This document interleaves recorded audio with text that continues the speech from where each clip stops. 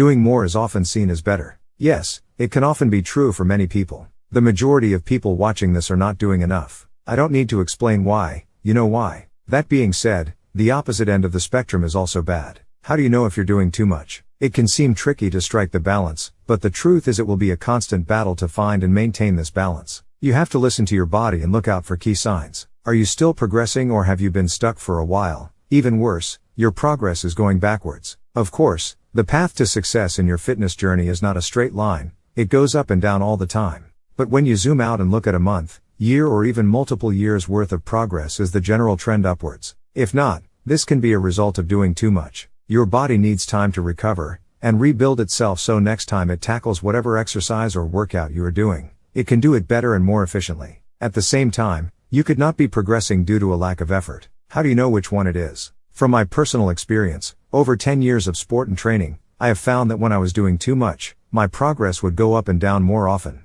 even go back sometimes. When I was doing too little, my progress was more steady but took a lot longer to improve. I found that this is the best way to look at it. But you need to look out for other signs. Are you getting injured often? Are you getting ill often? These are often great signs to look out for that you are doing too much. For those of you who have got the fitness bug and think about training all the time, so all you want to do is train all the time, it can be extremely tough to do less. It can seem like you are bitching out. It makes you feel like you are being lazy. Believe me, I know. But take it from someone who is constantly heading into the doing too much zone. It may feel good in the short term, but in the long term it will burn you. I am following a program and wanted to hit all the sets and reps. I wanted to make sure I was using the weights that they said most people could handle, constantly trying to do every single thing in the program and more. I went from training 3 times a week to 6 times a week, and session length from 1-2 hour session per training day to 1.5 to 2 hour sessions per training day. At first I was making great progress, but before I knew it my knees failed me. They were not ready to handle the new volume, as I had not properly trained the tendons to handle this new training.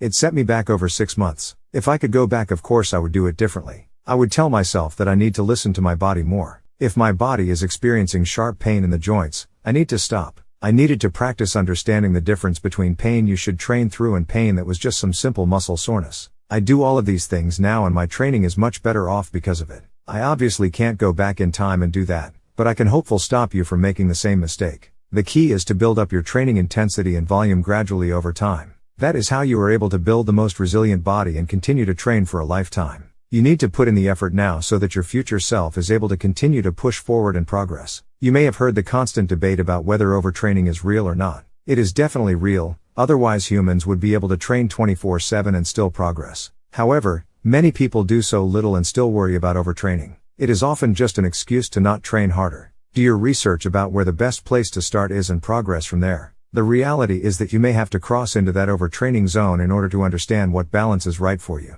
It is just a part of the fitness game. Even after this entire video, I know that most of you are going to tell yourself, overtraining doesn't apply to me, I'm invincible and APOS. I'm only 17 and my progress is going through the roof, so I will just increase my training by twice the amount. Anyone who trains less is just lazy and is not as dedicated as I am. Listen, we are human and we will all experience similar things in our fitness journeys. You are not immune when it comes to overtraining. Yes, when you're young you are able to do more and recover so much faster. It is like you have Wolverine's healing abilities compared to those even a few years older than you. But this advice is even more important if you are young, as you have likely never experienced the negative impacts when it comes to sports and training. You just improve. But you need to develop the discipline and insight to decide to look after your future self by being disciplined now, by putting in the work to increase your training gradually, working on your mobility, warming up properly, building good sleep habits and so on. Because even if you don't experience the negative impacts now, the habits you build now will stay with you as you grow up, and that is when the problems occur.